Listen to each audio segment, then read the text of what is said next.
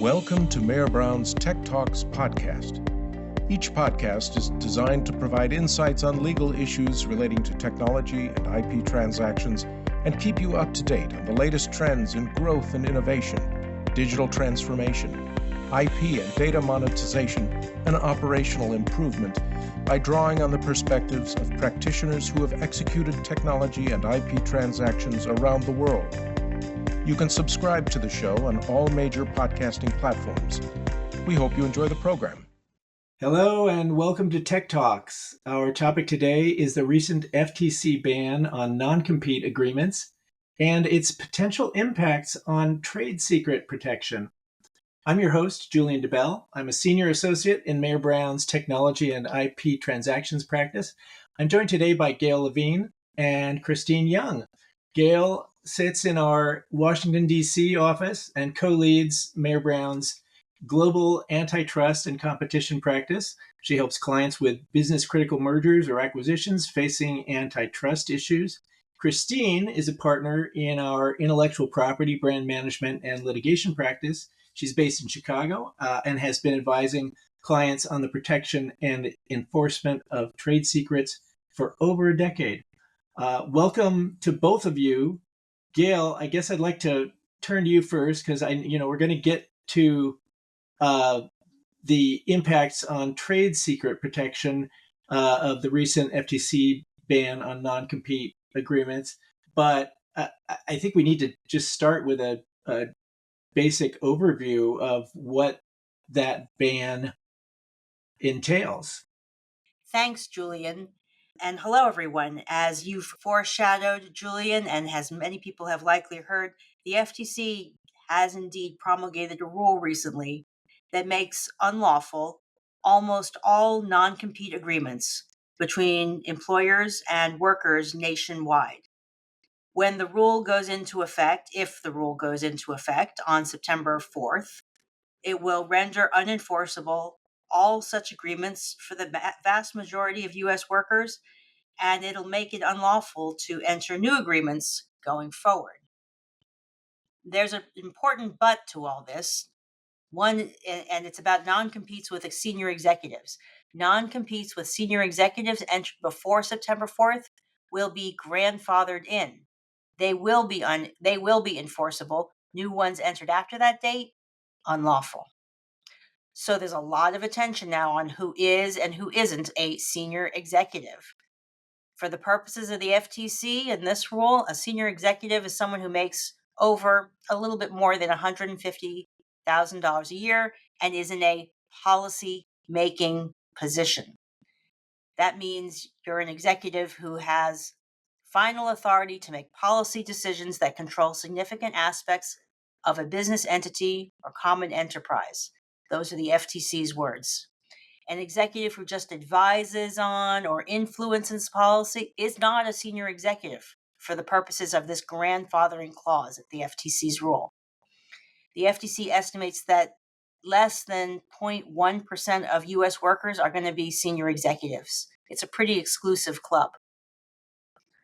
Heads of divisions within companies, by the way, are senior executives only if they exercise policy-making authority over the common enterprise in its entirety.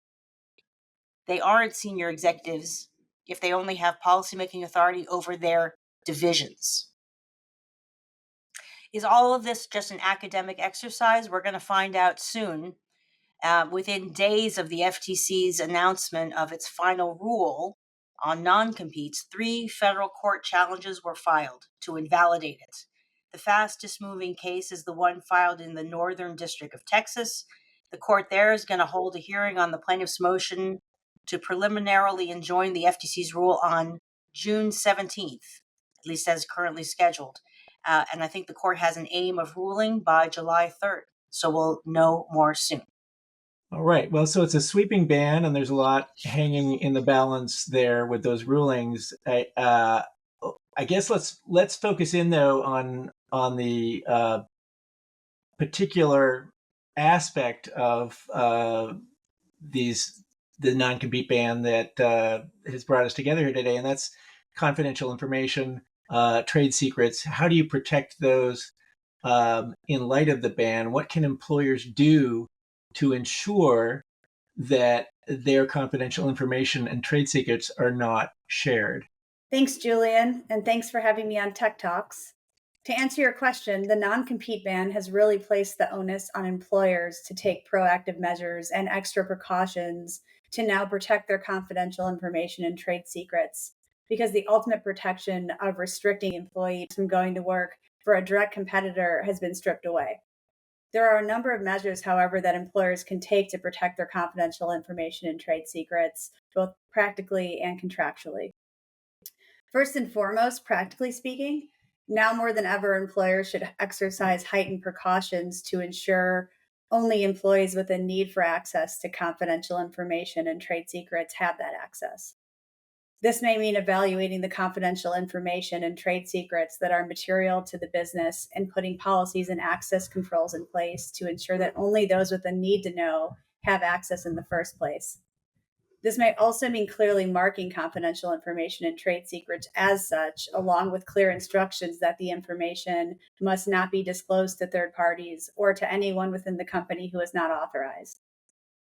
Furthermore, this may also mean implementing a policy that makes clear that any and all confidential information and trade secrets that an employee has access to during the term of employment must be returned to the company prior to an employee's departure, and requiring employees to execute an affidavit attesting that all such information has been returned, with no copies retained by the employee at the conclusion of their employment. The measures are also important for establishing that information constitutes a trade secret should such information ever become the subject of a claim for misappropriation of trade secrets.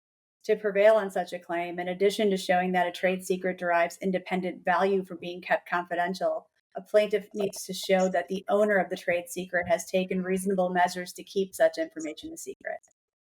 Okay, so those are key kind of policy and practice measures. What about contractual measures? What can employers do there?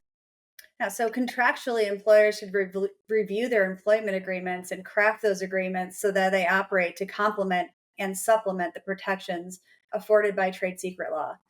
In particular, this may include, for one, crafting non-disclosure provisions to exclude only information that was previously known to the employee at the time such information was provided to the employee by the employer.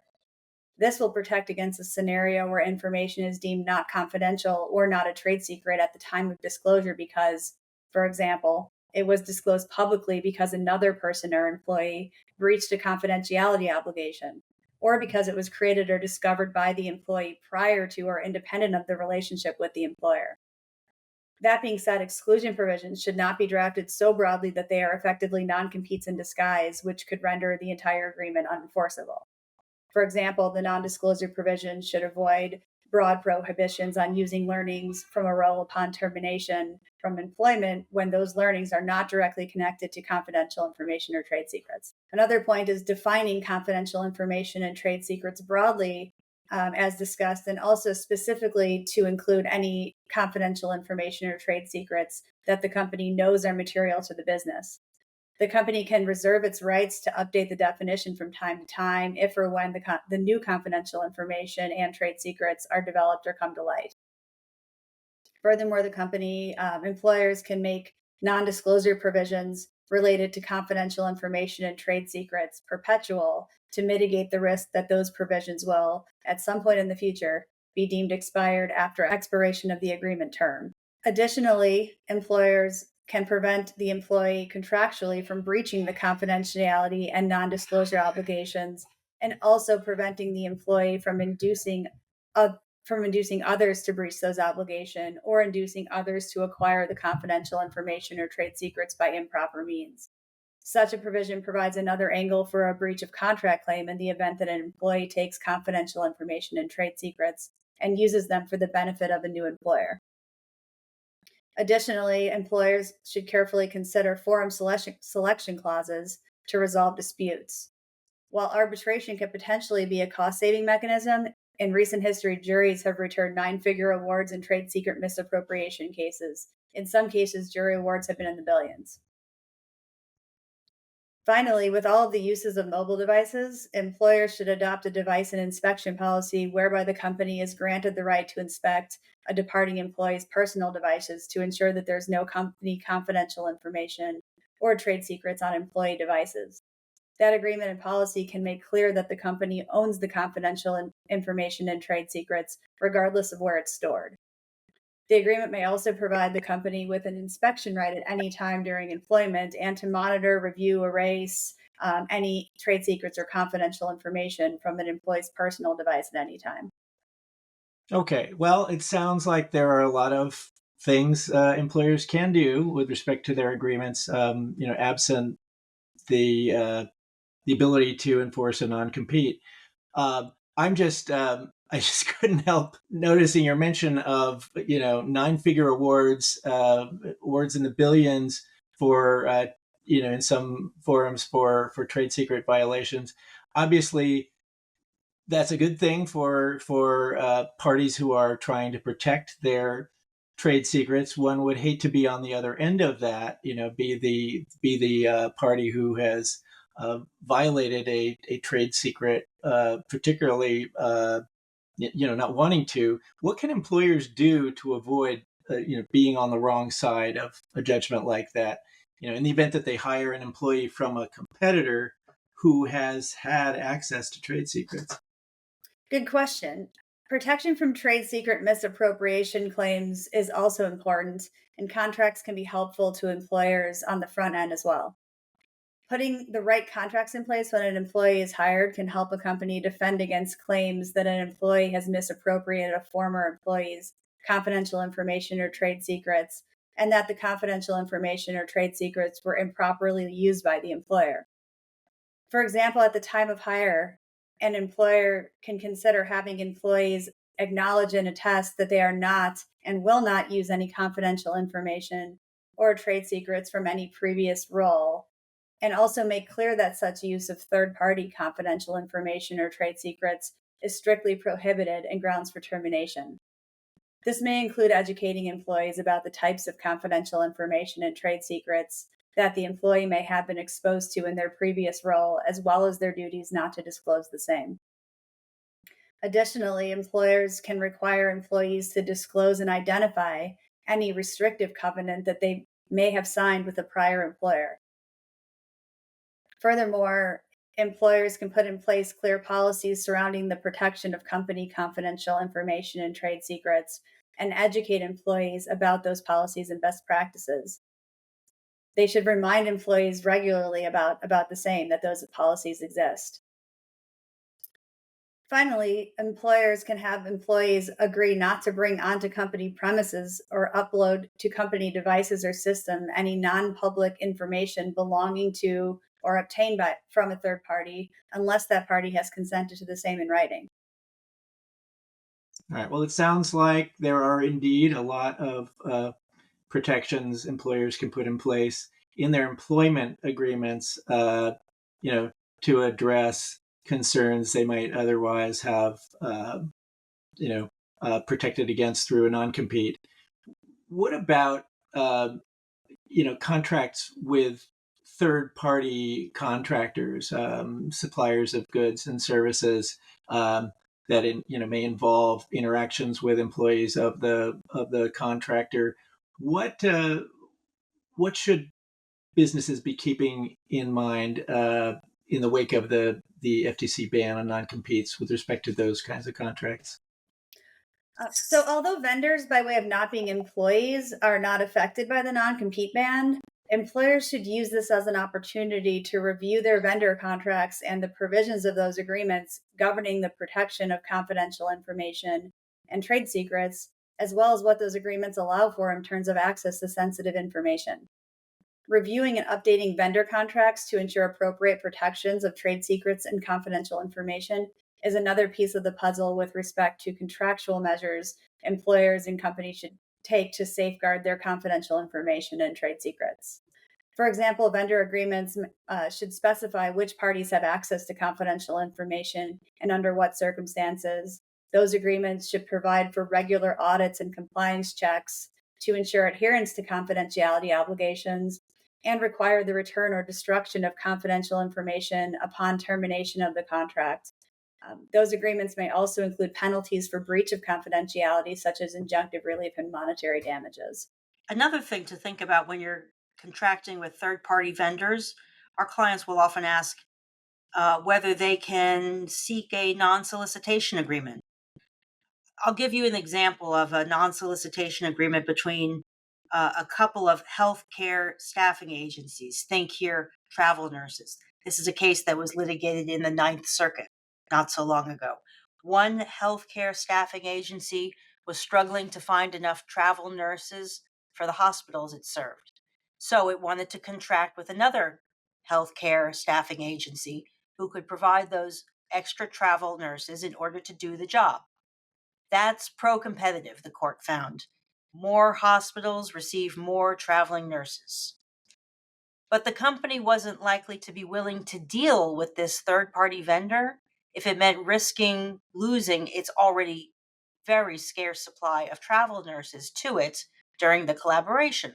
So the companies agreed not to solicit each other's nurses, and that was the issue that went before the Ninth Circuit. The Ninth Circuit here found that that agreement not to solicit each other's nurses was not an antitrust violation. And the reasoning here is that the non-solicitation agreement was just ancillary to a pro-competitive agreement to get more nurses to more hospitals. Having said all that, courts do give non-solicitation agreements a very careful look, to be sure. So although they may not prove to be a problem in the end, you probably want to touch base with antitrust counsel before inking non-solicitation deals like this. Well, it sounds like good advice always. Of course, we've been assuming throughout this discussion that we're in this brave new world where the FTC has banned non-competes, and that's going to be the state of play going forward. But I got to ask, what happens if the courts do strike down this non-compete rule? Does that mean that companies can just impose non-competes without constraint? No, it does not. It means that the background rules that have always applied will continue to apply. Look, even if the FTC's non-compete rule is defeated in the courts, that's not going to affect existing laws against anti-competitive non-compete agreements today. So with that in mind, here are a couple of practical tips to minimize the chances of your being in the crosshairs of the FTC or others on this issue.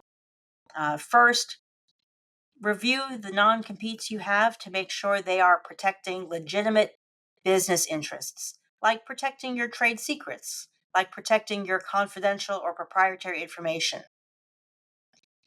Justifications like just depriving competitors of your employees' talent is not going to be seen as a worthwhile justification for a non-compete. And second, ensure that your non-competes are narrowly tailored to do what you need them to do. Are they broader in geographic scope or in industry scope than you need? Are they long enough to protect what you need in terms of protecting legitimate business interests? Or are they longer than you need? The FTC has recently brought some enforcement actions in this space.